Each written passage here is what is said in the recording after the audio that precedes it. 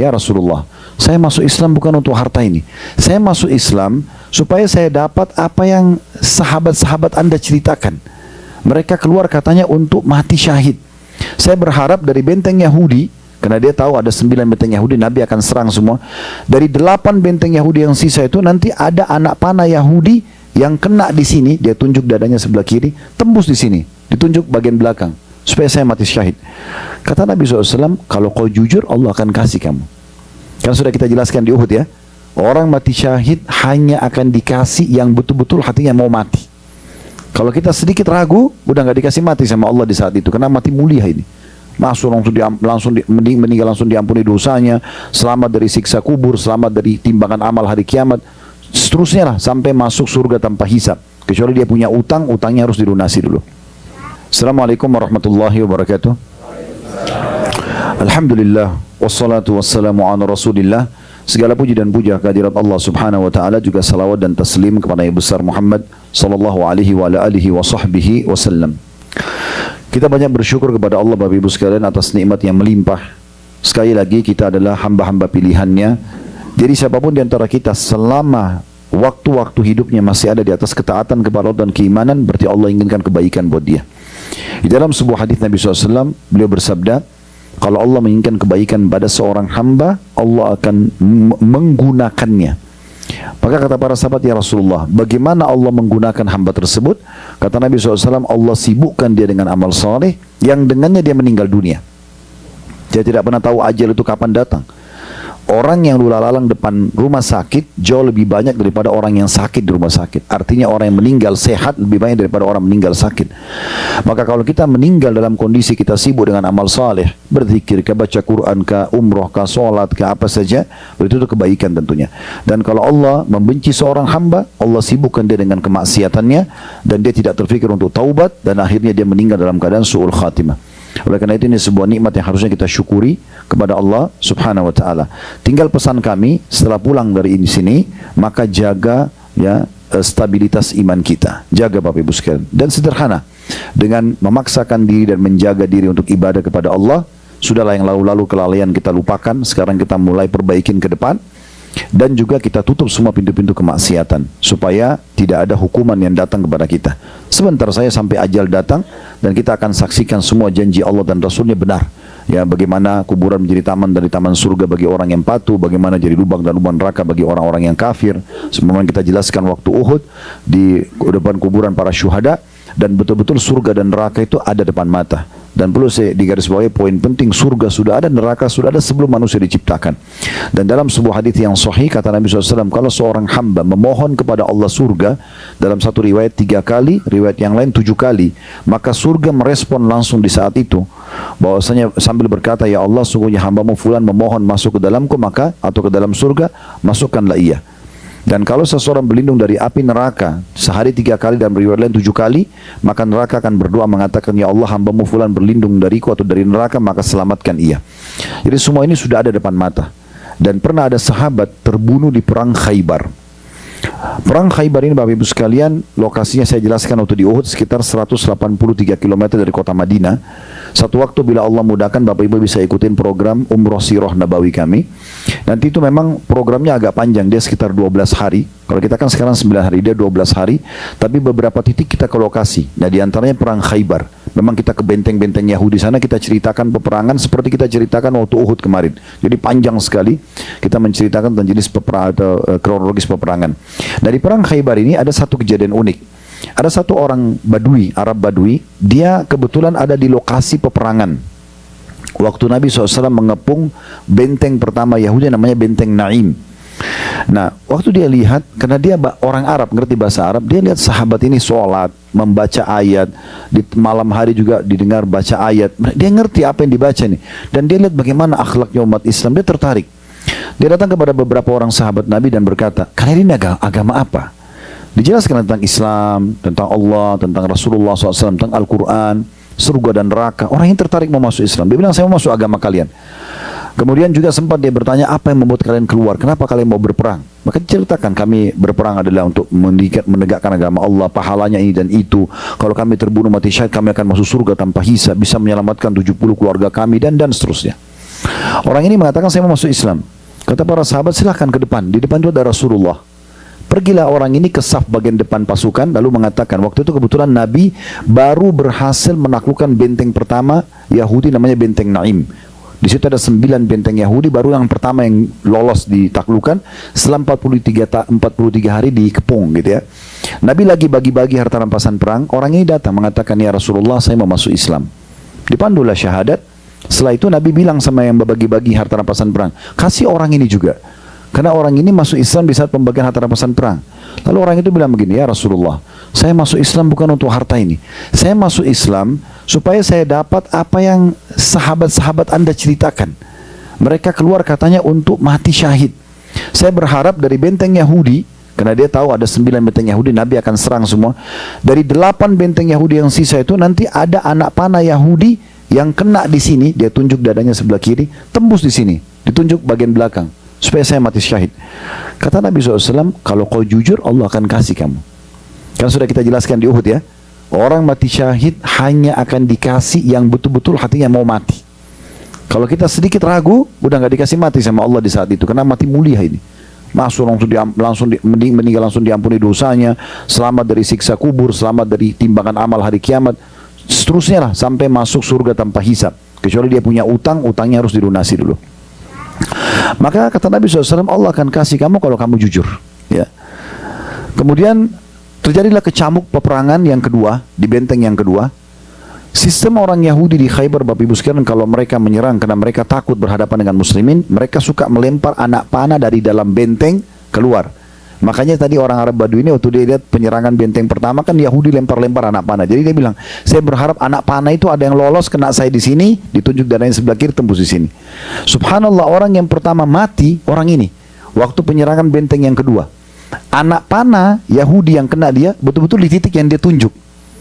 Kena di situ, lo tembus di belakang, mati syahid. Waktu selesai penaklukan benteng kedua, Nabi SAW kumpulin jenazah, ternyata ada orang itu.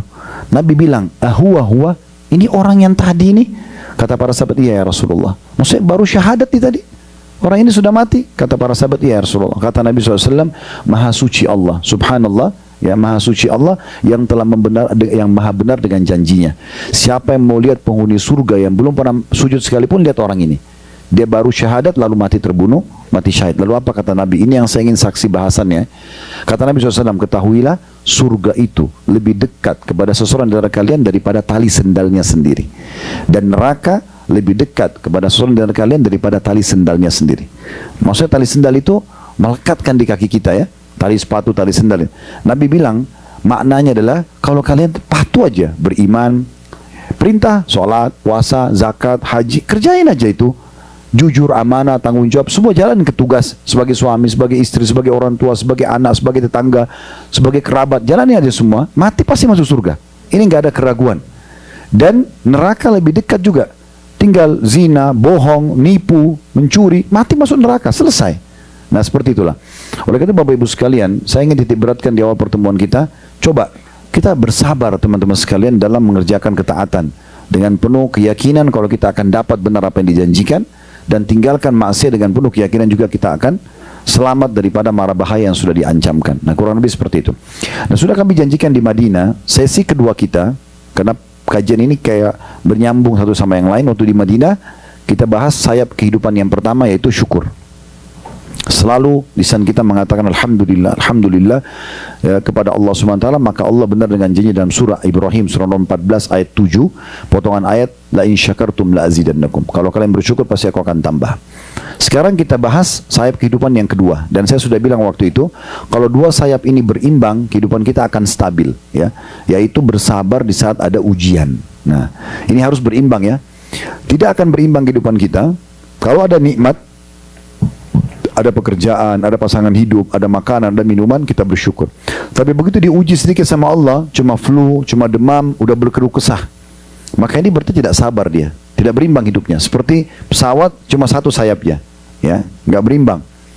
Orang ini ujian kecil aja sudah mengeluh, apalagi kalau ujian besar datang kepadanya. Nah, atau sebaliknya, orang dikasih kemiskinan, susah, dia sabar.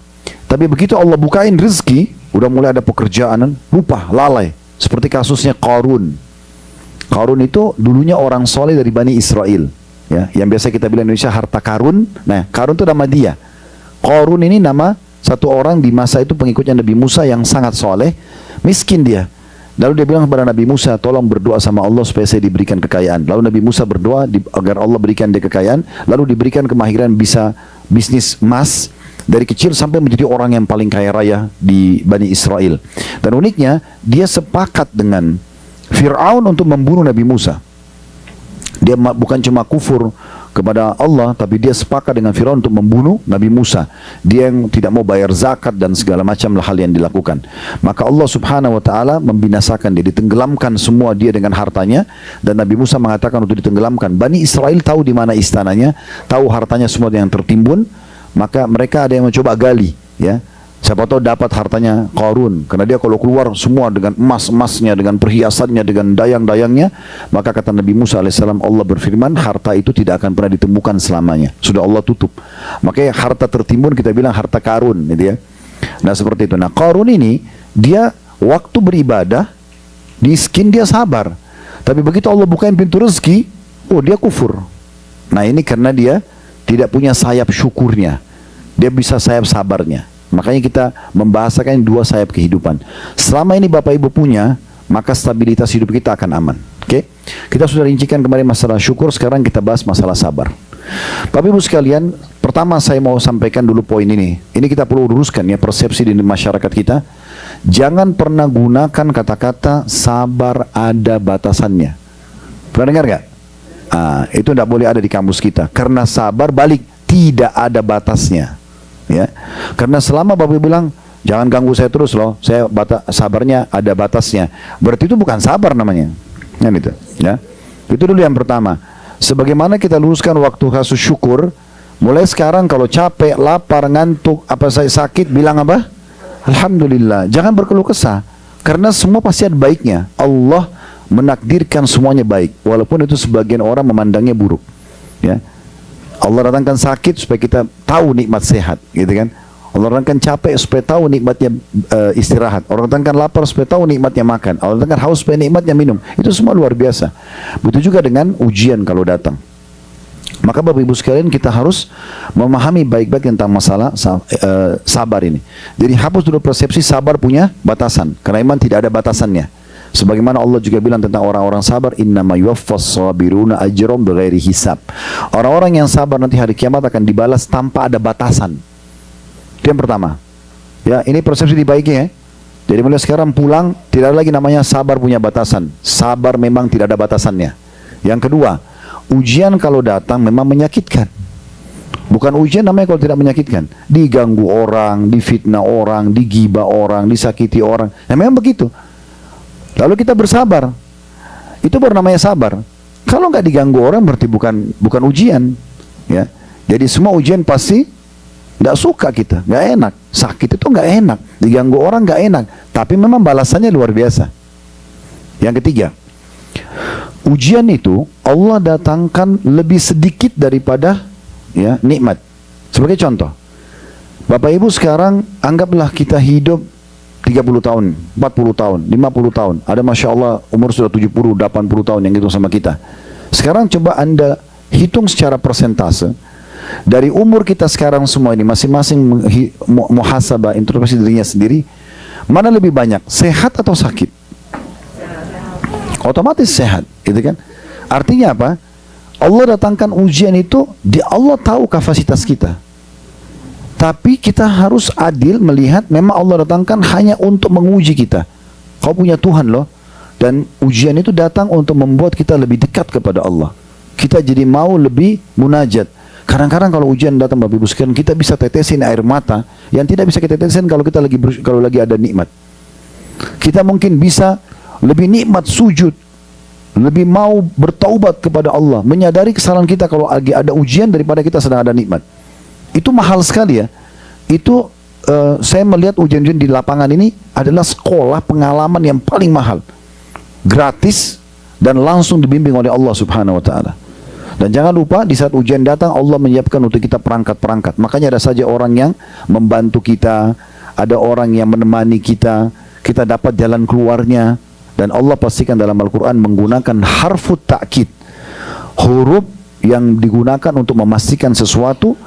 Inna, ya, dalam bahasa Arab, inna dan saudara-saudaranya anna, lakinna, ini semua sama. Itu adalah harfu ta'kid, huruf yang digunakan untuk memastikan informasi sesudahnya adalah pasti. Makanya Allah bilang inna ma'al usri yusra, pasti setelah kesulitan ada kemudahan. Diulangi lagi, ya, 2 kali, bahwasanya pasti setelah kesulitan ada kemudahan. Jadi tidak ada keraguan dalam masalah-masalah seperti ini. Nah, ini juga perlu digarisbawahi. Kalau kita lihat juga misalnya lapar, ini di Madinah saya kasih contoh. Kita setiap hari lapar kan? Berapa lama kita lapar? Paling lama 5 menit, 10 menit, gitu kan? Kan kita bisa langsung cari makanan, kita kunyah. Tapi setelahnya berapa lama kita kenyang? Sekarang tadi kita sebelum makan siang misalnya kita lapar. Sekarang kita habis makan, saya yakin kita tidak makan sampai besok pun aman-aman saja. Artinya ujian laparnya 5-10 menit, kalau kita makan kenyangnya 5-6 jam. Mana lebih banyak sekarang? Lebih banyak nikmatnya, kan gitu. Kan seperti itu. Nah, ini harus kita fair Bapak Ibu sekalian melihat, dan harus kita bahasakan pada diri kita sendiri supaya menepis persepsi syaitan seakan-akan Allah tidak perhatian sama saya. Kenapa orang itu lebih banyak? Padahal nikmat Allah terlalu banyak sama dia. Ini penting ya. Poin yang keempat, besarkan nikmat Allah di dalam diri kita, kecilkan ujian yang ada. Bisa, kita yang buat itu. Kalau Bapak Ibu lagi minum minuman, setiap teguknya atau lagi makan, besarkan nikmat itu.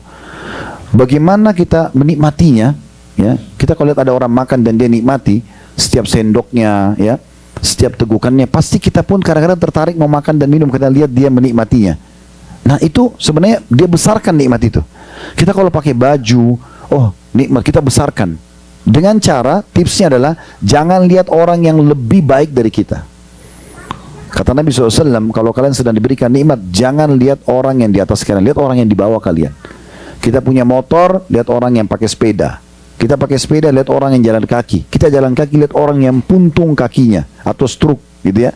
Jangan kita punya motor, lihat orang yang punya mobil. Atau kita punya mobil tahun 2023, kita lihat orang yang punya 2025. Kita tidak akan pernah bersyukur karena lihat orang yang di atas. Jadi kaidah sederhananya begitu tipsnya. Supaya kita mau bersyukur, kita lihat orang-orang yang di bawah kita. Kalau kita mau sabar, lihat orang yang di atas kita. Kalau kita flu, lihat orang ada flu dan demam. Kita flu demam, ada orang flu demam rematik. Loh ya, kita flu demam rematik, ada orang stroke. Kita stroke, ada orang meninggal.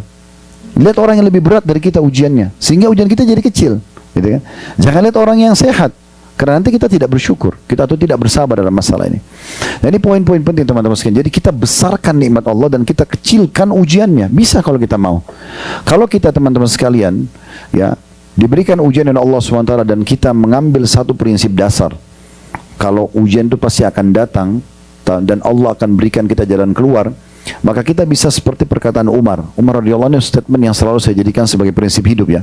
Beliau mengatakan begini, orang yang datang ujian padanya itu ada 2. Yang pertama beruntung, yang kedua rugi. Siapa yang beruntung ini? Begitu ujian datang, dia bisa menerima sebagai keputusan Allah.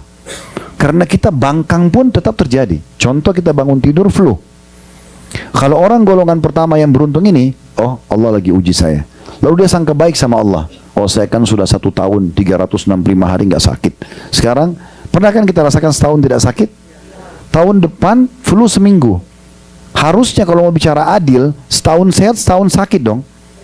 Tapi sekarang Allah kasih kita setahun sehat, tahun depannya cuma flu seminggu, demam seminggu, nggak berimbang sebenarnya. Harusnya kita bisa terima, kita sangka baik sama Allah. Allah lagi uji saya supaya saya lebih dekat kepadanya. Ya udah, saya juga bisa dapat pahala sabar. Jadi dia bisa terima takdir Allah. Kalau kita rasionalkan, tapi tidak bisa disamakan Allah dengan makhluk. Kalau kita kerja di satu perusahaan, pimpinan perusahaan mengeluarkan satu keputusan, wewenang, itu hak dia sebagai pemilik perusahaan. Kita protes, kita bisa dikeluarkan. Kita terima, kita bisa tetap langgeng di perusahaan. Sederhana sekali. Keputusan Allah jauh lebih baik daripada tentunya. Allah sangat sayang dengan kita dan Allah menentukan keputusan demi kebaikan kita. Karena Allah tidak butuh dengan ibadah kita.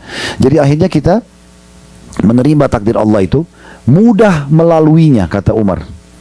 Orang yang kalau diuji sama Allah dia bisa terima, dia mudah melalui. Sekarang kita bangun pagi flu, oh Allah lagi uji saya. Dia jadi lapang dada menerimanya, dia mudah melaluinya. Kemudian dia akan menerima atau dia mendapatkan jalan keluarnya. Sudah tinggal ikhtiar, minum teh hangat, minum obat, nikmati prosesnya, selesai. Karena pahala sabar hanya didapatkan kalau ada ujian. Golongan kedua yang rugi, siapa mereka? Begitu datang ujian, berkeluh kesah, menyalahkan takdir. Coba semalam saya tidak dinginkan AC, saya tidak flu. Coba semalam saya duduk pakai selimut, saya tidak akan sakit. Dia melawan sesuatu yang sudah terjadi. Gimana caranya? Udah terjadi, gitu kan? Tabrakan mobilnya, coba tadi kalau saya tidak keluar dari rumah. Kan memang kita tidak tahu Allah takdirnya, gitu ya. Nah akhirnya dia menolak takdir keputusan Allah, maka dia berdosa, dia sulit melaluinya, dan dia tidak temukan jalan keluarnya. Nah tinggal kita pilih yang mana. Ini pembukaan kita Bapak Ibu sekalian dalam masalah sabar. Baik, saya mau mulai Bapak Ibu sekalian dengan poin penting ya, yaitu tentang definisi sabar. Di negara kita juga biasa kita dengar ya, kalau ada orang lagi diuji, sabar ya Bapak Ibu sekalian, lalu seakan-akan disuruh elus dada duduk manis ya. Ini keliru, sehingga akhirnya orang yang kena ujian itu tidak ada ikhtiarnya. Padahal definisi sabar begini, menerima takdir Allah dan ikhtiar mencari jalan keluar. Ini satu definisi. Kita bangun tadi sakit, terima dulu Allah takdir ujian saya. Oh Allah lagi uji saya. Sangka baik dengan Allah, ini pasti Allah inginkan pembersihan dosa saya kah, peninggian derajat kah, gitu kan? Supaya saya lebih banyak munajat dengannya. Kemudian kita ikhtiar, tetap ikhtiar. Orang yang ke dokter itu bukan tidak sabar. Orang yang minum obat bukan tidak sabar. Itu justru orang yang sabar, karena dia ikhtiar mencari jalan keluarnya sambil dia nikmati prosesnya. Ini definisi yang perlu digarisbawahi ya. Maka setiap muslim bisa melalui semua itu bila dia melalui poin seperti ini, definisi ini ya. Dan kita harus tahu teman-teman, tidak ada manusia yang tidak diuji. Nggak ada, pasti diuji semuanya. Makanya Allah berfirman dalam surah Al-Baqarah surah nomor 2 155 yang bunyinya walanabluwannakum bisyai'in minal khaufi wal ju'i wa naqsin minal amwali wal anfusi wath thamarat wabashshiris sabirin. Sungguh kami benar-benar akan memberikan cobaan atau ujian kepada kalian masing-masing individu yang kafir ataupun beriman dengan sedikit ketakutan, kekhawatiran. Apapun yang kita rasa dari kekhawatiran itu berarti dalam bentuk ujian. Khawatir sakit, khawatir celaka, khawatir dijahatin orang, itu ujian dari Allah SWT. Kemudian kelaparan, tiap hari kita bisa rasa lapar kalau kita nggak makan. Kalau dari pagi nggak makan, malamnya atau siangnya kita bisa lapar, itu ada sedikit ujian juga. Kemudian kekurangan harta, tidak ada orang bisnis 100% semuanya untung, pasti ada ruginya, ada omset turun.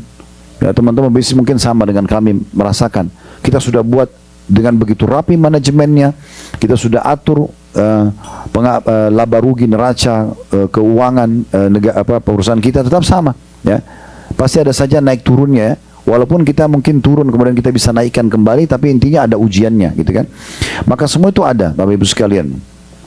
Di sini kita perlu fahami bahwasanya pasti akan ada ujian tersebut. Allah mengatakan kami pasti akan menguji kalian ya dengan rasa sedikit ketakutan, kelaparan, dan kekurangan harta. Juga kehilangan jiwa. Tidak ada orang yang kekal. Mungkin kita cinta sama orang tua kita, tapi ada saatnya mereka meninggal.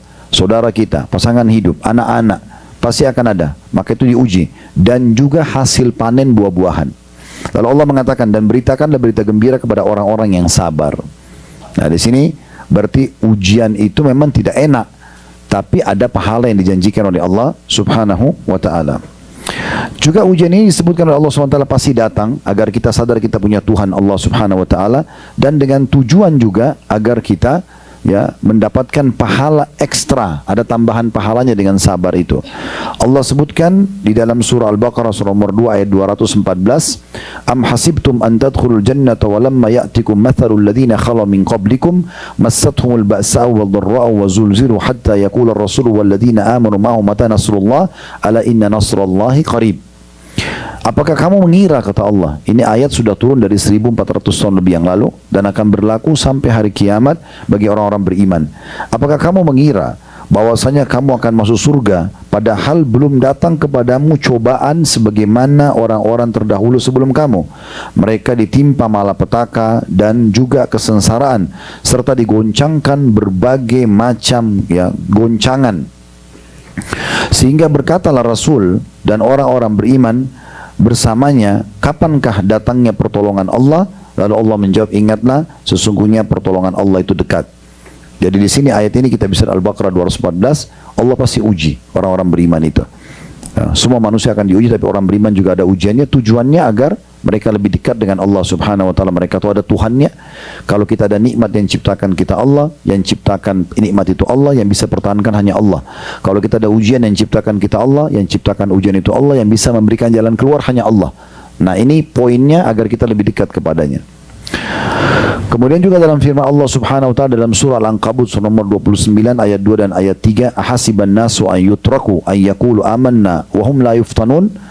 Apakah manusia itu mengira bahwasanya mereka akan dibiarkan begitu saja mengatakan kami sudah beriman sedangkan mereka tidak diuji lagi? Ya, artinya akan ada ujian, menguji, tes, benar enggak ini? Tulus enggak dengan keimanannya? Kalau orang tulus dengan keimanannya, sebagaimana nikmat dari dia bisa bersyukur, ada ujian dia bisa bersabar. Kalau dia cuma mau nikmat aja tidak mau ujian, berarti nggak benar imannya, gitu kan? Ada cinta dan loyalitas itu, baik sama pasangan, baik sama teman, sahabat, baik sama negara, teman-teman dilihat dari suka dukanya, gitu kan? Di saat suka, oke, bisa nerima, di saat duka pun bisa menerima. Dalam arti kata, kalau sedang terjadi naik, maka kita sama-sama menikmatinya. Kalau lagi turun, maka kita sama-sama juga menopang untuk bisa melalui dengan kesabaran. Nah, seperti itulah. Kemudian juga Allah Subhanahu wa taala tadi dalam Al-Ankabut ayat 2-nya, apakah ya manusia mengira bahwasanya mereka akan dibiarkan mengatakan kami beriman sedang mereka tidak diuji? Ayat 3-nya, walaqad fatanna alladziina min qablihim fala ya'lamanna Allahu alladziina shadaqu wa la ya'lamanna al-kadzibin. Dan dengan ujian tersebut sesungguhnya kami telah menguji orang-orang yang sebelum mereka maka sesungguhnya Allah mengetahui dari ujian tersebut orang-orang yang jujur dengan imannya, dan juga Allah mengetahui orang-orang yang dusta dengan imannya. Ya. Kemudian dalam hadis Sa'id radhiyallahu anhu beliau mengatakan, qala ya Rasulullah ayyun nasi ashaddu bala'an? Qala sallallahu alaihi wasallam al-anbiya. Sa'id radhiyallahu anhu berkata, ya Rasulullah, siapakah manusia yang paling berat ujiannya? Maka kata Nabi sallallahu alaihi wasallam, para nabi-nabi. Tsummal amsal fal amsal, lalu orang yang mendekati iman nabi dan yang mendekati iman-iman orang tersebut. Falyubtalal rajulu ala hasb dinihi, seseorang akan diuji sesuai dengan kekuatan agamanya. Fa in kana dinuhu sulba ishtadda bala'u, kalau agamanya kuat maka lebih berat juga ujiannya. Wa in kana fi dini riqqa, kalau agamanya lemah, imannya lemah, ubtuliya ala hasb dinihi, maka akan diuji sesuai dengan kadar imannya. Fama yabrahul bala'u bil abdi hatta yatrukahu yamshi 'alal ardi ma 'alaihi khati'ah. Seseorang hamba terus ada ujian dalam hidupnya sampai Allah tidak membiarkan dia jalan di muka bumi kecuali sudah bersih dari semua dosa. Diriwayatkan oleh Tirmidzi dan juga Ibnu Majah. Artinya ujian itu datang Bapak Ibu sekalian dengan tujuan untuk menyempurnakan hidup kita. Kalau sebuah cuplikan film tidak ada penjahatnya, laku nggak kira-kira? Enggak. Siapa yang tidur nih? Saya mesti seperti akadnya tadi. Kenapa di film itu ada penjahat? Kenapa harus ada penjahatnya? Karena nggak seru kalau nggak ada. Itu ujian sebenarnya, ya. Dan jagoan dia dianggap hebat kalau dia berhasil melalui penjahat-penjahat tersebut. Sebenarnya begitu. Saya bukan dukung nonton film, jangan nonton film ya. Tetapi ini saya kasih ilustrasi biar mudah difahami. Nah, kehidupan kita seperti itu. Kalau nggak ada orang yang ganggu kita sama sekali, nggak seru kehidupan sebenarnya. Tapi kalau datang orang begini senyum aja, ada pahala nih. Begitu saja. Saya gitu kalau ada ujian, terbuka lagi nih. Ini proposal baru masuk nih. Ini kalau saya sabarin, selesai. Mirip dengan ada orang minta sedekah, ini proposal dari Allah nih. Bantu ini, sana terbuka rezekinya. Nah, gitu loh. Kita pahami dengan cara seperti itu. Jadi lebih mudah, lebih simpel gitu ya. Nah, seperti itu Bapak Ibu sekalian. Nah, juga poin penting di sini. Saya waktu jelaskan hadits ini di beberapa kajian kami, ada beberapa anak muda muslim datang mengatakan, Ustaz, saya kalau dengar hadits ini saya takut menambah iman saya. Karena dalam hadits ini kan orang kalau kuat imannya berat ujiannya. Jadi dia menangkapnya seperti itu. Padahal hadits ini ada sebab penyebutannya. Nah, kalau ayat Al-Quran Bapak Ibu sekalian ada namanya sababun nuzul. Pernah dengar? Sebab turun ayat, tidak semua ayat Al-Quran punya sebab turun. Tapi kalau ada sebab turunnya, Bapak Ibu usahakan baca. Bapak Ibu usahakan baca, karena Bapak Ibu jadi faham, oh ayat ini turun karena ini. Misalnya, ini kami jelaskan waktu di kajian Sirah Nabawi, pentingnya kita belajar tentang sirah, kita tahu sebab turunnya ayat. Dalam hadis adanya sababul wurud, sebab disebutkannya hadis. Tidak semua hadis ada sebab urutnya. Tapi hadis ini ada sebabnya. Apa itu? Waktu Nabi SAW sedang sakit demam dan panasnya luar biasa tubuh beliau, sampai sahabat yang masuk ke rumah beliau itu waktu menyentuh tubuh Nabi dari atas selimut itu panasnya tembus. Jadi saking panasnya sampai sahabat ini mengatakan, ya Rasulullah, Anda ditimpa demam yang tidak normal. Itu berat sekali, panas sekali. Apa kata Nabi SAW? Iya, aku diujikan 2 kali lipat dari kalian. Jadi maksudnya apa? Kalau kalian demamnya, misal kalau kita 40 derajat aja sudah bisa dirawat, mungkin Nabi bisa 80. Jadi ujiannya berat. Padahal ini Nabi, gitu kan? Terus nanti kita akan jelaskan apa hikmahnya ya. Jadi Nabi berat ujiannya. Tapi perhatikan, Nabi sedang bahas sakit yang semua orang lalui. Ya. Sakit demam, semua orang demam, tidak ada tidak pernah demam. Cuma orang beriman dilebihkan oleh Allah. Mungkin lebih demam, kalau yang biasa-biasa saja imannya 3 hari sembuh, yang punya kuat iman mungkin 1 minggu. Untuk apa? Dapat ekstra pahala. Sampai dalam sebuah hadis disebutkan, kalau orang-orang yang sedikit ujiannya di dunia, melihat orang yang banyak ujian di dunia itu bagaimana dibalas di akhirat, mereka berharap dikembalikan ke dunia untuk digunting-gunting kulit mereka. Supaya mereka juga merasakan apa yang didapatkan oleh orang yang banyak ujiannya. Ya. Dalam hadis yang lain, sesungguhnya ada hamba-hamba Allah menikmati ujiannya sebagaimana kalian menikmati nikmat itu.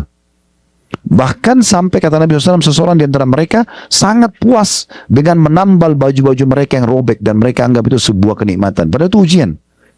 Karena mereka sudah berpikiran positif. Ini ujian bukan beban buat saya, tapi kebaikan buat saya. Ada sebagian hamba Bapak Ibu sekalian, sengaja Allah letakkan ujian pada dia supaya membukakan bagi dia pintu-pintu kebaikan. Dalam sebuah hadis begini, kata Nabi SAW, Allah berfirman kepada malaikat pembagi rezeki, luaskan rezekinya si fulan, hambaku ini, karena kalau kau luaskan dia makin bersyukur. Batasi rezekinya hambaku yang ini, karena kalau kau lapangkan dia kufur. Ada orang Bapak Ibu sekalian, sampai tua mau meninggal dalam kondisi miskin. Mungkin dia sudah sering berdoa sama Allah, Allah belum kasih. Setiap dia doa, Allah kasih balasan pahala nanti di akhirat, berlipat-lipat. Di dunia tidak dikasih sama dia, tidak dikasih kepada dia. Karena kalau dibuka, dia bisa kufur. Subhanallah, hadits ini bertahun-tahun saya renungi, gimana cara memahaminya ya. Sampai satu waktu saya jalan dengan sahabat dekat saya, sudah meninggal rahimahullah. Beliau di salah satu kota di Indonesia. Saya juga nggak usah sebutkan kota, saya juga nggak sebutin namanya, tapi saya pernah ada tablik akbar di kota beliau. Saya sewa mobil, karena saya turun di satu kota yang lain lebih besar, ada bandara di sana tablik akbar juga. Saya ke kota itu naik mobil, kurang lebih 1 jam. Waktu mau kembali ke kota yang ada tablik akbar awal dan di sana dengan tiket pesawat saya, dia bilang, saya mau ikut ke kota itu. Saya bilang baik, silakan. Selama ini saya tahu anaknya masya Allah, tidak pernah ketinggalan saat pertama sholat, ya orangnya baik banget. Tapi yang satu pertanyaan saya, dari kami masih bujang, dulu berteman sampai sudah punya anak, itu kok orang ini belum dibukain rezeki ya? Maksudnya di antara teman-teman semua masya Allah dibukain.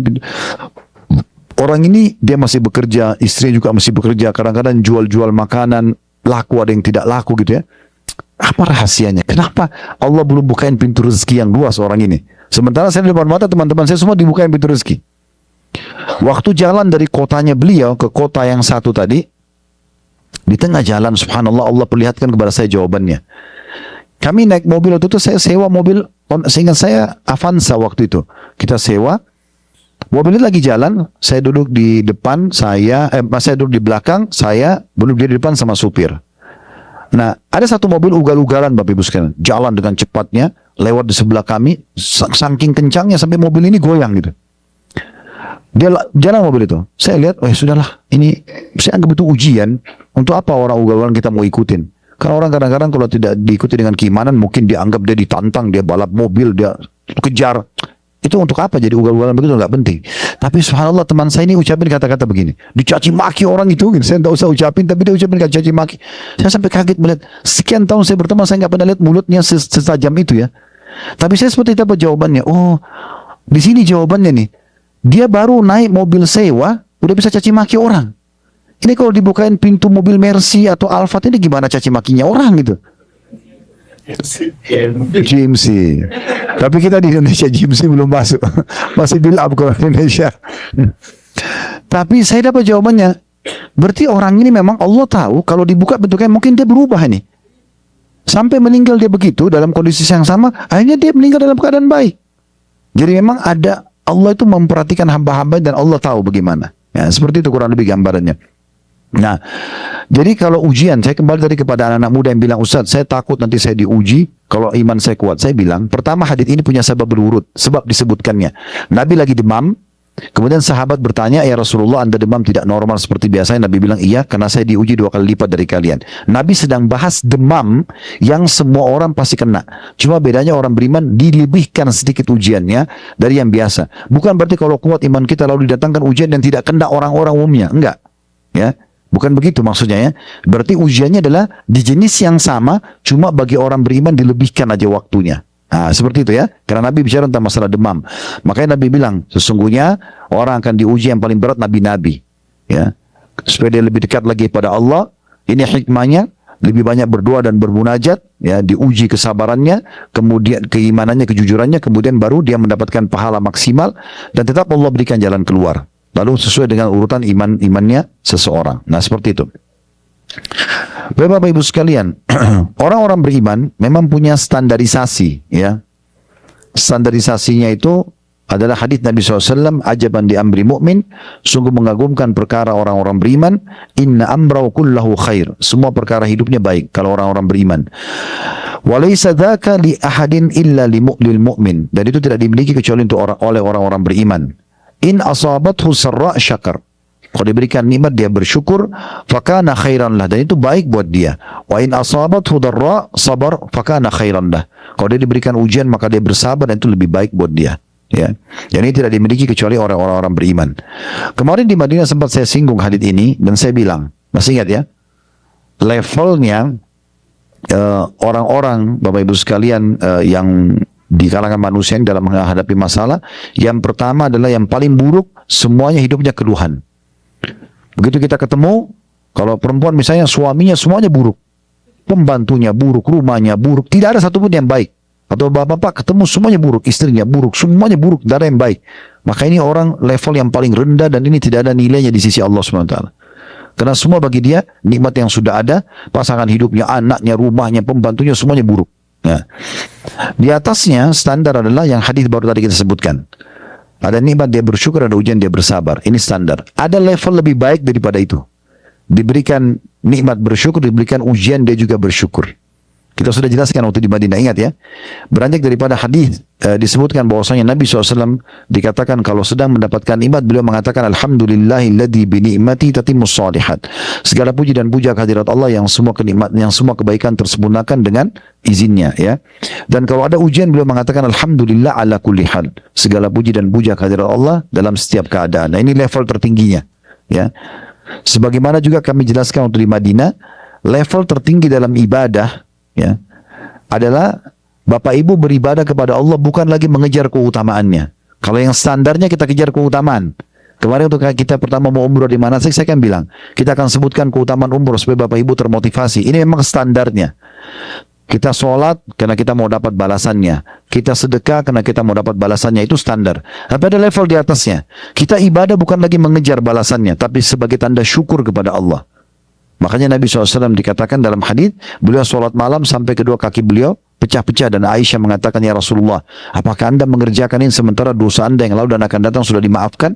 Apa beliau bilang, afala akunu abdan syakura, apakah aku tidak bisa menjadi hamba yang bersyukur? Jadi Nabi bukan lagi mengejar keutamaan sholat malam. Bukan Nabi bilang supaya saya dapat surga, supaya saya dapat pengampunan, supaya doa saya diijabah. Itu tidak dipikir lagi oleh Nabi. Tapi saya beribadah karena sebagai syukur. Allah sudah ciptakan saya, Allah sudah berikan saya banyak nikmat. Saya mau ibadah untuk itu. Nah, kalau Bapak Ibu ibadahnya karena bersyukur, kita sudah tidak ada lagi pamrihnya.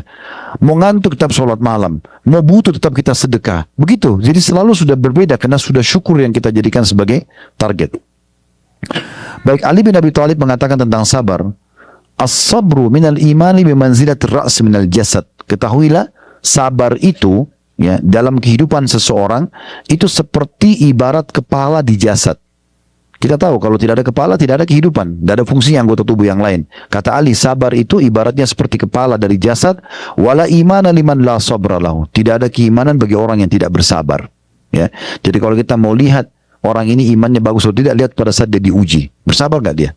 Dia bisa terima nggak sebagai keputusan Allah Subhanahu Wa Taala? Ini keputusan Allah, terima nggak? Gitu kan? Sabar. Saya kemarin subhanallah waktu kasus yang sudah menasional di mana-mana, saya tidak tahu apa hikmah Allah SWT. Pas saya pergi ke Blok M ada yang tanya, Ustaz masih ngisi taklim Ustaz? Ya. Ada berita begini, kenapa nggak isi taklim? Jalani aja biasa. Di situ justru diuji. Dan saya bilang sebagai jawabannya, Allah seringkali ya atau kadang-kadang mendatangkan dalam kehidupan kita sebuah praktek dari teori yang kita ketahui supaya diuji benar-benar. Nih, ujiannya sekarang depan mata nih. Sabar nggak ini? Nah, di perang Uhud kemarin kita sempat ceritakan. Di perang Badar, berita tentang apa? Orang mati syahid, ya. Kemudian malaikat turun. Maka banyak yang termotivasi di Madinah waktu itu.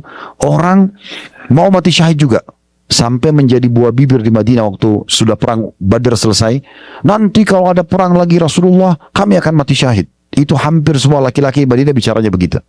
1 tahun kemudian Allah jadikan perang Uhud. Dan waktu 43 pemanah turun dari bukit pemanah yang kemarin kita naik, kan banyak umat Islam jadi korban, mati. Waktu itu Allah uji mereka. Dan Allah katakan dalam Al-Quran, وَلَقَدْ كُنْتُمْ تَمَنَّوْنَ الْمَوْتَ مِنْ قَبْلِ فَقَدْ رَأَيْتُمُهُ. Kalian dulu, kata Allah, waktu selesai Badar, berharap mati syahid.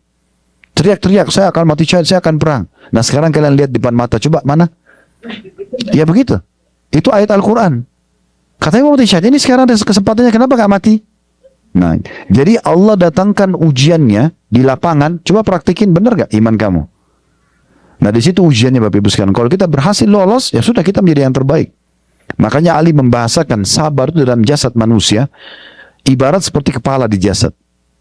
Jadi kalau tidak ada kepala, tidak ada kehidupan. Tidak ada sabar, berarti tidak ada kehidupan. Dan tidak ada keimanan bagi orang yang tidak bersabar. Sekarang bagaimana caranya kita ya mendapatkan solusi atau bagaimana kita menghadapi ujian pada saat dia sedang datang. Tipsnya seperti apa? Yang pertama Bapak Ibu sekalian, dari susunan tulisan yang kami susun ya, kita harus menerima dulu takdir Allah Subhanahu wa taala dan introspeksi diri. Ya. Bila ada dosa dan kita masing-masing tahu apakah dosa yang kita lakukan, maka cobaan jadi pembersihnya. Kalau dia bisa menerima itu sebagai keputusan Allah.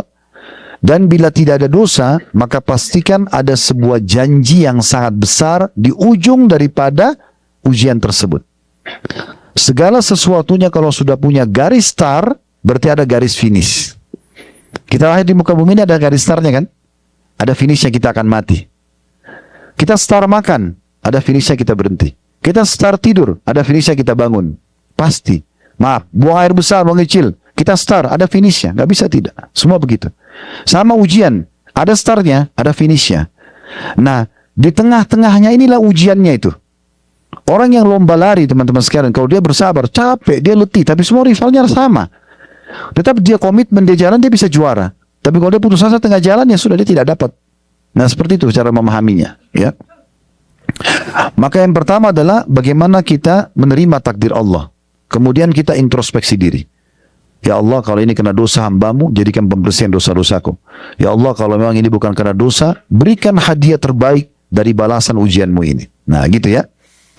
Kata Nabi SAW, diantaranya, kalau kita nikmati prosesnya, dalam hadis riwayat Tirmidzi, ma yazalul bala'u bil mu'mini wal mu'minati fi nafsihi wa waladihi wa mali hatta yalqa Allah wa ma 'alaihi khati'ah. Terus saja seorang mukmin laki-laki dan mukminah perempuan diuji oleh Allah SWT dalam dirinya, anaknya, hartanya, sampai dia bertemu dengan Allah dan tidak ada lagi dosanya. Sadar atau nggak sadar, ujian itu walaupun kecil, tetap akan menjadi pembersihan dosa. Dalam riwayat Imam Muslim, tidak ada yang menimpa seorang muslim, kata Nabi SAW, dari capek. Siapa yang tidak capek? Kalau pasti ada capeknya. Dari capek atau letih, penyakit, gangguan orang, ya. Sampai duri yang menusuk kakinya, tubuhnya, kecuali akan jadi pembersihan dosa-dosanya. Semua akan pembersihan dosa. Makanya para ulama salaf itu justru menyambut ujian tersebut sebagaimana mereka menyambut nikmat. Nikmat tinggal disyukuri supaya bertambah, ujian untuk mengangkat derajatnya, membersihkan dosa-dosanya. Nah seperti itulah. Contoh misalnya kita di perusahaan, kita punya salah nih. Perusahaan kasih syarat, Bapak Ibu kalau mau saya putihkan, kata pemilik perusahaan, saya putihkan kesalahannya supaya semua fasilitas bisa kembali, Anda harus lembur 3 hari. Ujian bukan? Ujian. Nah seperti itu. Ya Allah membahasakan, udah, kamu kan saya sakitkan 1 minggu, tapi bersih dosamu 1 tahun. Nah, itu kan sederhana sekali ya. Toh juga fa inna ma'al usri yusra, jelas sekali. Akan ada, sebagaimana secara ada finishnya, ada. Kemudian dalam hadis yang lain dari Ummu Ala radhiyallahu anha, beliau mengatakan faqad aadani Rasulullah sallallahu alaihi wasallam wa ana maridah. Ummu Ala seorang wanita radhiyallahu anha, beliau mengatakan, satu hari saya sakit dan saya dijenguk oleh Nabi sallallahu alaihi wasallam. Faqala sallallahu alaihi wasallam, ya, abshiri ya ummi Ala, fa inna marad al-muslim yudhibu Allah bi khatayahu kama tudhibu an-naru khabath adh-dhahabi wal fiddah. Hadis riwayat Tirmidzi atau riwayat Abu Daud.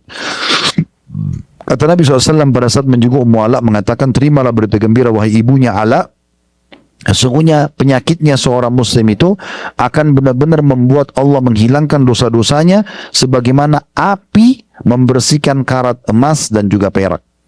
Jadi semua ujian itu akan menjadi pembersihan dosa-dosa. Dan kita tahu teman-teman, kalau dosa kita diputihkan, ya, kesalahan kita dihapus oleh Allah SWT, maka kita akan mendapatkan minimal 2 manfaat. Yang pertama manfaatnya adalah kita akan selamat dari hukuman penyebab dosa itu. Kan kalau dosa itu kan pelanggaran. Pelanggaran konsekuensinya hukuman, kan gitu. Hukumannya dihilangkan. Yang kedua, semua fasilitas, nikmat berkurang karena ujian akan diangkat. Akan diangkat, ya. Misalnya tadinya Bapak Ibu melanggar nih peraturan kantor. Lalu kena pelanggaran tersebut kita dapat SP. Anggaplah SP1, surat peringatan pertama gitu ya. Dan dengan itu berarti untuk bulan ini bonus tidak didapatkan. Tapi begitu perusahaan putihkan, tidak masalah, SP1 kita anggap selesai di pemutihan, tapi syaratnya Anda lembur 3 hari, setelah itu fasilitasnya kembali. Semua bonus bisa didapatkan. Nah seperti itu kurang lebih rasionalnya. Ini supaya mudah difahami. Abu Sa'id Khudri radhiyallahu mengatakan, aku mendengarkan Rasulullah SAW bersabda, tidak ada seseorang mukmin ditimpa sakit, letih, demam, sedih, hingga kekhawatiran yang mengusiknya, melainkan Allah akan mengampuni dosa-dosanya. Abdullah bin Mas'ud berkata radhiyallahu anhu, aku pernah menjenguk Nabi SAW dan beliau sangat demam. Aku berkata, wahai Rasulullah, sungguhnya Anda menderita demam yang sangat keras. Maka Nabi SAW mengatakan, benar, sungguhnya aku demam layaknya 2 orang dari kalian yang sedang demam. Abdullah lalu berkata radhiyallahu anhu, apakah dengan begitu Anda juga mendapatkan pahala 2 kali lipat? Kata Nabi SAW, iya benar. Dan ketahuilah, tidaklah seseorang mukmin ditimpa sakit dan yang lainnya, melainkan Allah pasti akan menggugurkan dosa-dosanya dengan ujian tersebut, sebagaimana pohon menggugurkan daun-daunnya. Hadis riwayat Bukhari Muslim. Dalam riwayat lain juga Abu Sa'id Khudri radhiyallahu anhu mengatakan, Nabi SAW bersabda, apabila salah seorang dalam kurung orang-orang yang soleh, laki-laki dan soleha perempuan, diuji dengan kemiskinan, ya, sampai ia tidak menemukan tambalan bantalnya, kecuali ia harus himpun potongan-potongan kain, ya, namun mereka sungguh senang dengan cobaan tersebut, sebagaimana seorang dari kalian senang dengan apapun yang memewahkan atau dari kemewahan yang dirasakan. Hadis riwayat Ibnu Majah dan juga ya disahihkan oleh beliau. Ini yang pertama ya. Yang kedua, Bapak Ibu sekalian, kita berharap cinta dan balasan dari Allah Subhanahu wa taala. Kalau Allah uji kita, berarti Allah cinta, beda dengan makhluk ya. Kalau makhluk kadang-kadang mengetes kita, itu bukan untuk dia cintai. Bisa saja karena untuk cintai, bisa saja memang karena dia tidak suka sama kita. Tapi kalau Allah menguji kita, murni karena Allah ingin mencintai kita. Sebagaimana disebutkan di dalam ayat Al-Quran surah Al-Imran surah nomor 3 ayat 177, wallahu yuhibbus sabirin. Allah sangat cinta dengan orang-orang yang sabar. Jadi kalau kita sabar atas ujian, berarti itu betul Allah cinta kepada kita. Kemudian di dalam ayat Al-Quran yang lain, surah An-Nahl surah nomor 16 ayat 96 berbunyi, wala yajziyanna alladhina sabaru ajran bi ahsani ma kanu ya'malun. Sesungguhnya orang-orang yang sabar pasti akan diberikan balasan maksimal dari apa yang telah mereka kerjakan. Dalam surah Az-Zumar surah nomor 39 ayat 10, innama yuwaffas sabiruna ajran bighairi hisab. Sesungguhnya orang-orang sabar akan mendapatkan balasan tanpa ada hitungan lagi. Sebagian ulama memaknakan ayat ini, surah Az-Zumar ayat 10 ini, bisa saja dia diuji sakit seminggu, Allah balas dengan 2 tahun kesehatan. Bisa saja Allah uji dia dengan 1 orang menggibah dia atau menyakiti hatinya, tapi Allah balas dengan kebahagiaan 10 tahun, dan seterusnya. Ya, asal kita peka melihat, kita akan melihat banyak sekali nikmat-nikmat yang Allah berikan di saat ujian itu datang. Kemudian di dalam ayat juga surah Al-Baqarah surah nomor 2 ayat 177 Allah berfirman was-sabirina fil ba'sa'i wad-dharra'i wa hinal ba's ulaika alladziina shadaqu wa ulaika humul muttaqun. Dan orang-orang yang sabar pada saat dalam keadaan kesempitan, betul dalam ada masalah sempit dia sabar, dan juga dalam penderitaan, dan juga dalam peperangan, mereka adalah orang-orang yang benar dengan imannya, dan mereka adalah orang-orang yang bertakwa. Dalam surah Ar-Ra'd surah nomor 13 ayat 23 sampai 24 Allah memastikan ahli surga nanti, dan insyaallah semoga kita termasuk. Kalau kita masuk di surga nanti, Bapak Ibu akan saksikan firman Allah ini benar.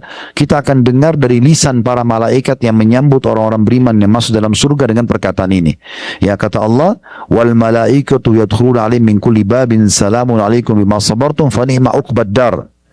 Dan para malaikat nanti akan masuk ke pintu-pintu istana orang-orang di surga, seraya mereka mengatakan kesejahteraan untuk kalian atas kesabaran kalian. Jadi di surga masuk itu, malaikat akan bilang itu, atas kesabaran kalian, dan inilah sebaik-baik balasan, sebaik-baik tempat balasan, gitu ya. Dari ayat ini ulama mengatakan sabar dibagi menjadi 3 keadaan. Ada sabar dalam mengerjakan ketaatan, seperti kita sholat malam, kita bersedekah, kita baca Quran, semua ini butuh kesabaran dalam mengerjakan ibadah. Mungkin kita sholat malam kita masih ngantuk, mungkin sedekah kita masih butuh, dan segala macam. Yang kedua, sabar dalam meninggalkan dosa.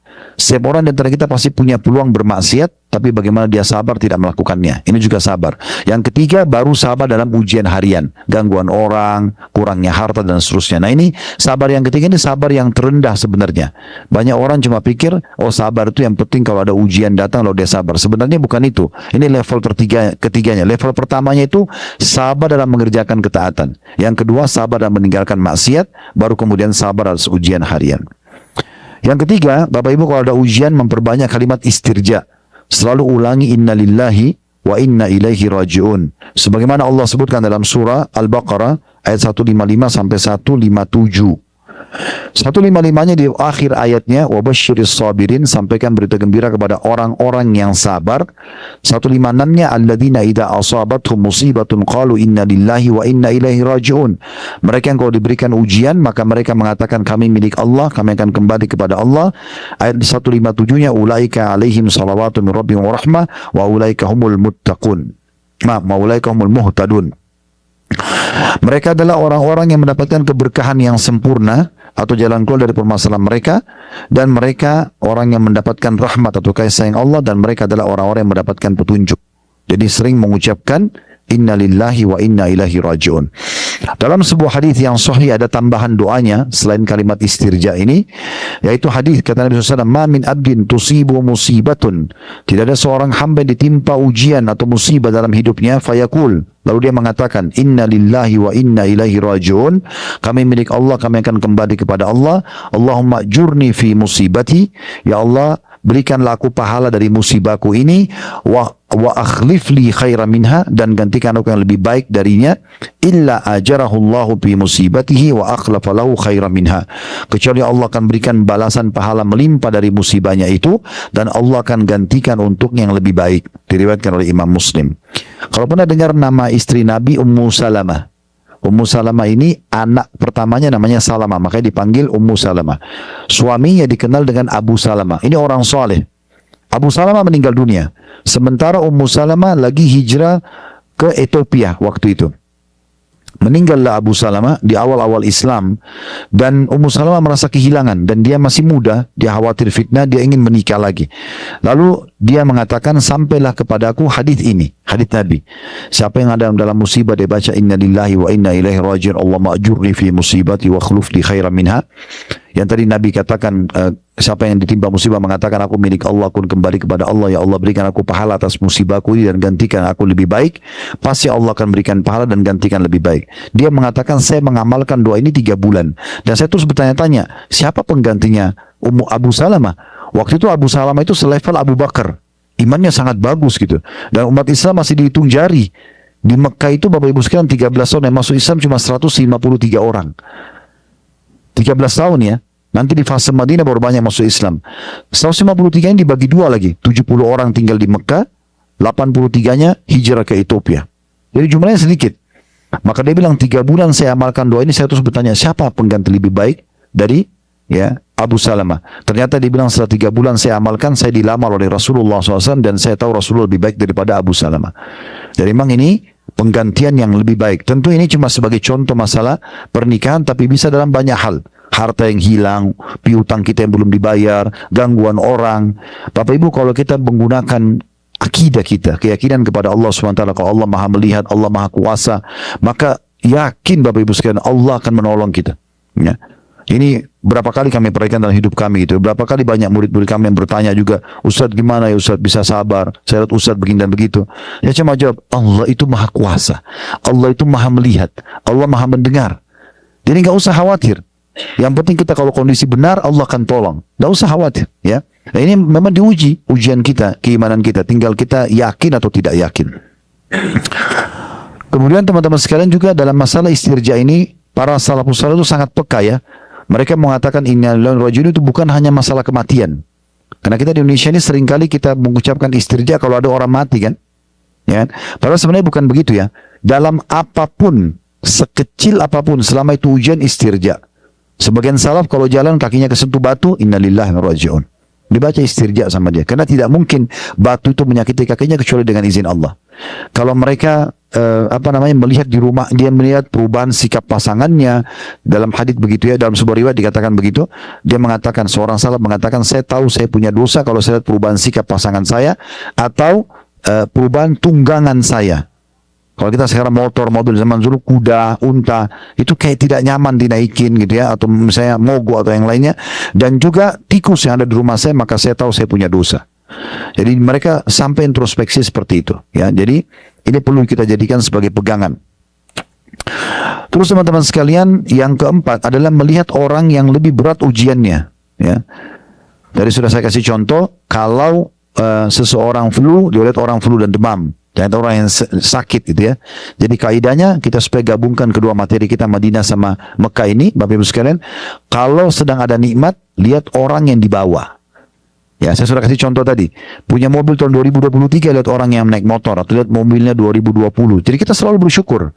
Kita punya rumah ukurannya 60. Jangan lihat orang yang punya rumah 100 meter atau 200 meter. Kita lihat orang yang punya tipe 36 misalnya. Maka kita selalu bersyukur karena lihat orang yang di bawah. Kalau ujian, kita lihat orang yang di atas kita, yang lebih berat dari kita. Maka kita akan bisa bersabar. Dan yang paling baik kalau Anda mau praktekkan adalah ajaran Nabi SAW. Kita melihat musibahnya Nabi. Nah, ini musibahnya Nabi ya. Sebagaimana Nabi SAW mengatakan ya, di dalam sebuah hadis yang beliau mengatakan, man azamat musibatuhu, siapa yang merasa betul-betul terbebani dengan musibahnya, falyadhkur musibati, maka segera dia ingat musibah yang menimpahku. Nabi ditimpa musibah, nanti akan kita ceritakan ya. Fa innaha ya sayuhawwinu alaihi musibatuhu, karena itu pasti akan meringankan musibah dia.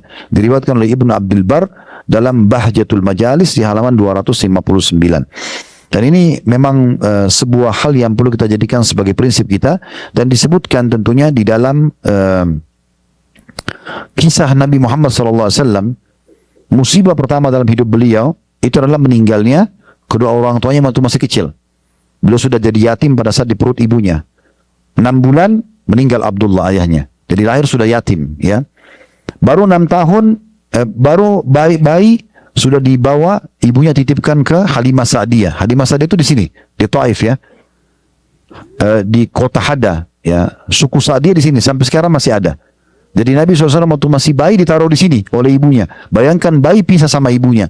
Waktu itu ada tradisi orang-orang Arab, mereka suka menitipkan anaknya pada wanita Badui karena dianggap lebih sehat. Sehingga asinya sehat dan anak itu jadi sehat. Juga untuk menjaga bahasa Arab Fusha. Bahasa Arab asli itu dipakai sama orang-orang Badui. Al-Quran itu bahasa Arab Fusha. Jadi bahasa Arab asli itu seperti bahasa Al-Quran gitu ya. Itu untuk menjaga itu. Bayangkan masih bayi pisah sama ibunya, dan Nabi pisah sama ibunya 6 tahun.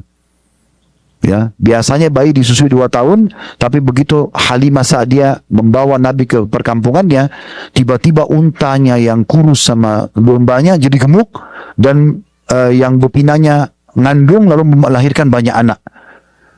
Badannya jadi sehat, hartanya jadi melimpah. Halimah jadi terkaya di sukunya karena membawa bayinya Nabi Muhammad SAW.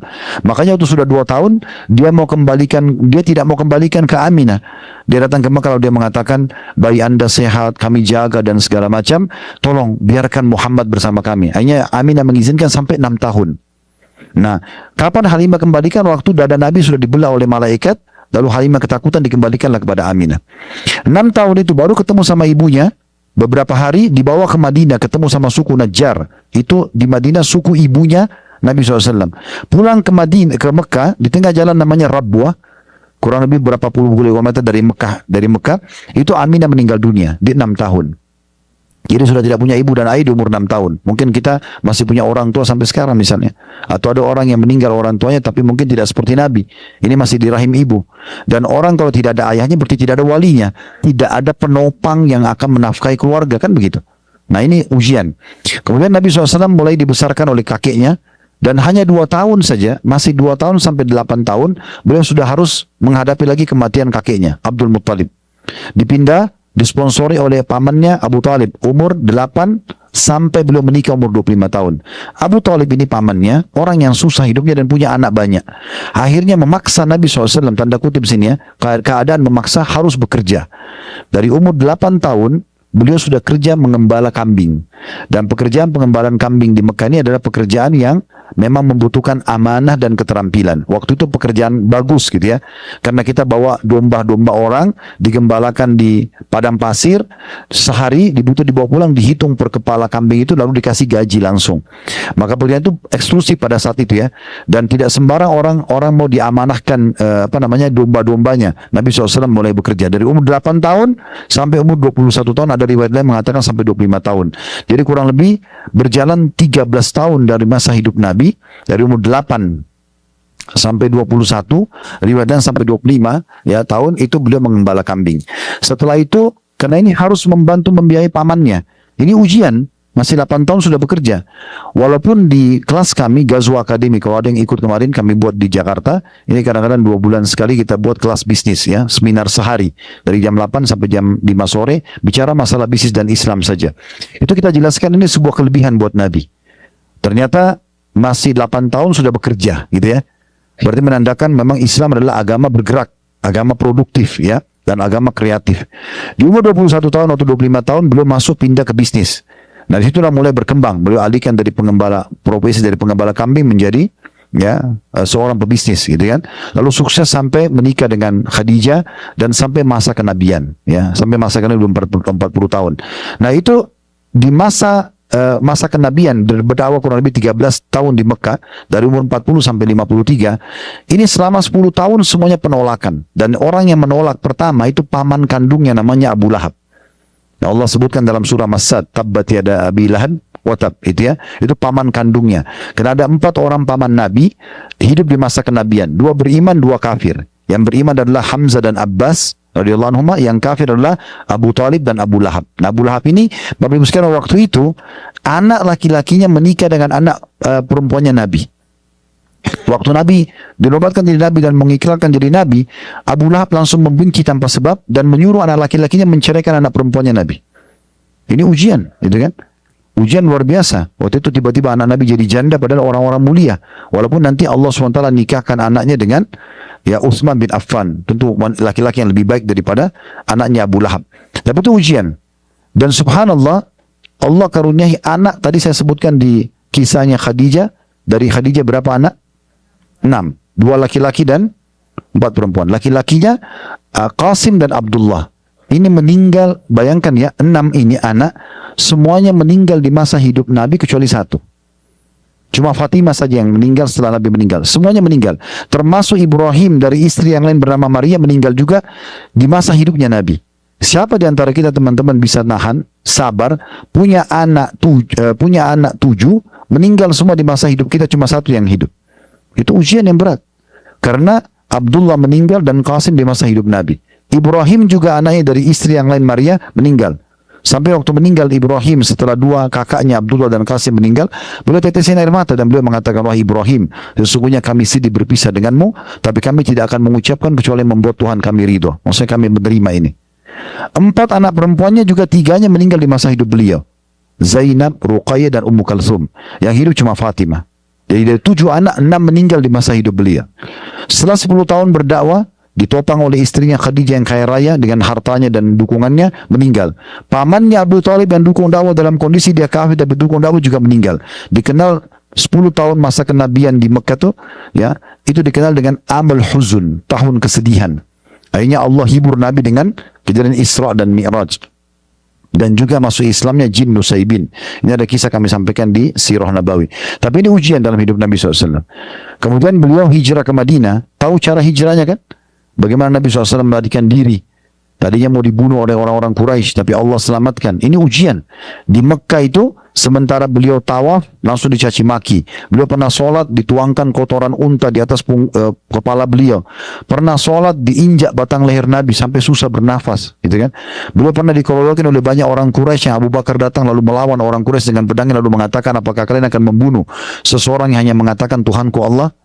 Ya, jadi begitu ya, banyak sekali ujiannya. Sampai beliau hijrah ke Madinah, harus sembunyi di Gar Thur, ya, Gua Thur. Tadi kan kita ke Jabal Nur ya. Ada gua yang lain lawan arahnya Madinah, beliau sembunyi 3 hari di sana ya, untuk menyelamatkan diri. Setelah tiba di Madinah, sudah punya kerajaan ya. Beliau sudah punya, bahkan punya, setelah Khadijah meninggal punya beberapa orang istri. Nabi SAW memiliki 9 orang istri ya, setelah Khadijah meninggal, dan ada semua hidup bersama beliau. Sauda ya, Juwairiyah, kemudian Sofia, banyak istri Nabi, Hafsah, Aisyah, semuanya istri Nabi mendampinginya. Sudah punya pasangan hidup, kemudian punya anak dari Maria Ibrahim, kemudian punya rumah, punya masjid, punya kerajaan semua. Apakah Nabi selamat dari ujian? Enggak. Masih disakiti oleh orang kafir ya, orang-orang munafik di Madinah, menyakiti terus Nabi SAW. Kalau Bapak Ibu mendengarkan kajian Sirah Nabawi kami tentang perang Tabuk ya, peperangan terakhir Nabi, itu beliau keluar 30.000 pasukan mengepung benteng Romawi di daerah Tabuk ya, sekitar 1 jam naik pesawat kalau dari Jeddah. Itu masih ada sampai sekarang peninggalan benteng Romawi di sana, tapi memang tidak terjadi peperangan. Karena waktu itu Heraklius, rajanya Romawi, tidak berani keluar menemui Nabi. Dia bilang sama pasukannya, ini yang di depan istana, di depan benteng kita ini adalah seorang Nabi. Kalau kita lawan pasti kita kalah. Karena Heraklius ini orang pendeta. Dia sempat masuk Islam lalu dia murtad, gitu kan. Maka tidak jadi perang antara Muslim Nabi sama orang-orang Nasrani, tapi para ulama mengatakan perang Tabuk adalah peperangan sebenarnya antara muslimin sama orang-orang munafik. Di tengah jalan sementara pulang ke Madinah, orang munafik buat masalah terus di perang Tabuk itu. Ya, ada sumber mata air, Nabi bilang, jangan ada yang sentuh ya, tunggu saya datang. Sumber air itu kalau Nabi sentuh, Nabi doakan akan bermanfaat bagi seluruh muka bumi ini. Orang munafik datang sengaja ngambil air mengganggu itu, sehingga mata air itu berkurang. Ya. Kemudian waktu unta Nabi hilang, Nabi bilang, coba cari unta saya. Ada orang munafik bilang apa? Ini aja yang mengaku Nabi, untanya aja hilang, dia nggak tahu. Padahal Nabi itu tuh raja, ya kan? Maka Nabi bilang, kenapa ya ada orang di antara kalian untaku hilang, lalu aku mengatakan carilah, dia mengatakan ini kayak mengaku sebagai Nabi. Ya, sementara unta saja hilang dia tidak tahu. Maka Nabi mengatakan, ketahuilah aku adalah manusia biasa, dan sekarang Allah sampaikan wahyu kepadaku kalau untaku ada di lembah ini dan itu, terikat tali kekangannya di pohon, satu pohon, ambillah, dan ditemukan di sana. Di Madinah banyak sekali mereka sakiti Nabi SAW, banyak sekali. Tentang Nabi ajak perang Khandak, ya, perang Ahzab, terus mereka mengatakan, Nabi bilang kita akan menang, kita akan kuasai Romawi, kita akan kuasai. Orang munafik bilang apa? Ini Muhammad sudah gila, mana bisa kita menguasai Romawi sementara kita sendiri ya masih di sini kondisinya. Maksudnya kita ketakutan di sini kalau dikatakan kita akan menguasai Romawi. Jadi mereka suka menyakiti Nabi SAW. Jadi banyak sekali. Nah, ini semua ujian-ujian dalam hidup Nabi alaihi salatu wassalam ya. Jadi kalau kita mengingat musibah Nabi SAW, kita akan lihat musibah kita jadi